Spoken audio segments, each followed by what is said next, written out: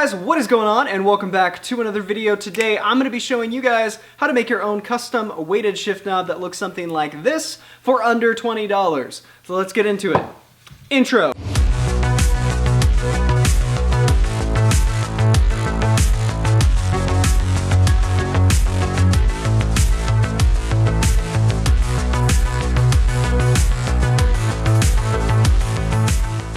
Alrighty, so the first thing you're going to want to do is go down to the hardware store and pick up a couple of these pipe fitting extension things, whatever you want to call them. This is a 1-inch diameter by 2-inch long piece. This one is a 1¼ inch diameter by 5-inch piece.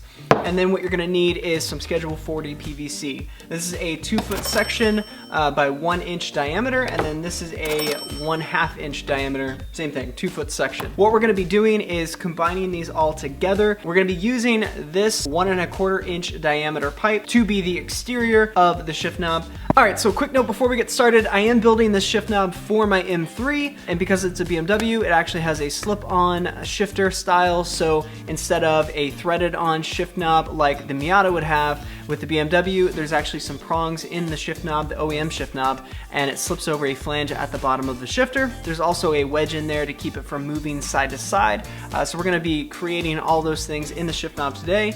If you guys are interested, I can make one for the Miata and show you guys how I go about that process, but that'll be for another video. So let's get into it. Alright, so let me show you guys exactly how we're going to put together this shift knob. So first things first, this is what we're going to be holding on to in the car. The next thing we're going to do is take the next smallest diameter PVC part, which is going to slip inside here, and what we're going to do is continue to step down, so the next smallest piece will go in there. It'll go all the way inside, and then finally the smallest piece that I have here will go inside that pipe.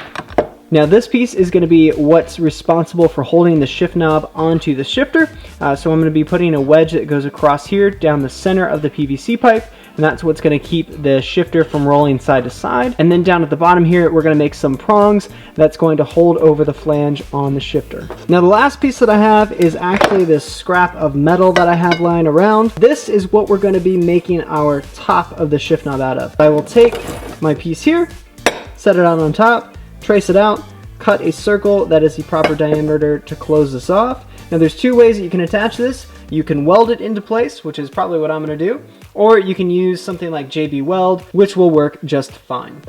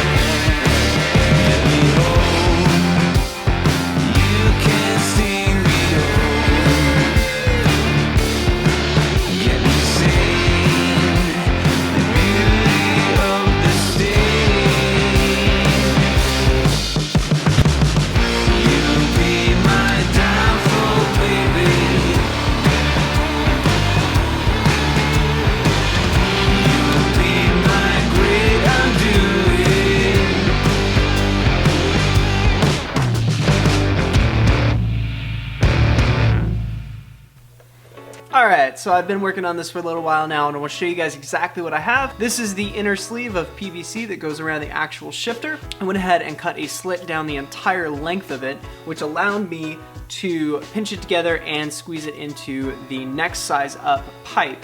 Because it wouldn't fit otherwise. The next thing I did was finished cutting the slits at the bottom. So there's 4 evenly spaced flaps down here that I just used the heat gun to pull those in, and now they're going to hook around the flange when I set it on there. The other thing I did was cut out a section at the top for the wedge. So that just fits in there. Then this pipe goes around it. If you look at the base, you've got the inner sleeve of PVC and then you've got the outer pipe sleeve. This is going to go inside this piece of PVC. I ended up putting a ring at the top to keep the wedge inside there because there was a little bit of a gap. So I'm gonna go ahead and take this. So now that is all flush. And then last but not least, it's going to go into the largest sleeve. So now the final stages to make this look good is weld on the top. Now, if you don't have a welding machine, like I said, you can use JB Weld. Works just fine. It's going to take a little while to dry if you're doing it. And you have this wedge up here. I definitely suggest putting it on there and probably turning it upside down so it doesn't seep down into that area and ruin your wedge. Now, once that is done, then I'm going to go ahead and grind this down, soften this edge, and then on the bottom, what I'm going to do is actually slope this. That way the transition from the outer edge of the shift knob to the shift boot is a little bit smoother, looks a little bit cleaner.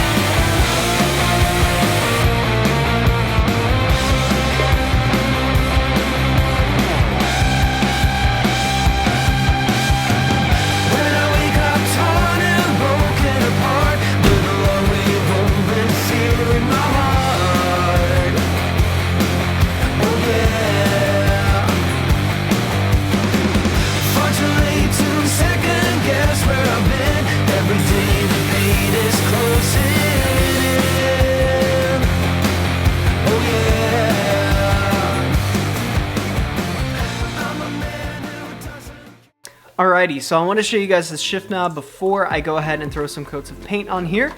So first things first, I did polish this a little bit more, trying to get out those deep scratches. There are still some in here, but they're going to be covered up by the wrinkle black paint anyways, so it's not that big of a deal. I'm not going to spend a bunch of time on it.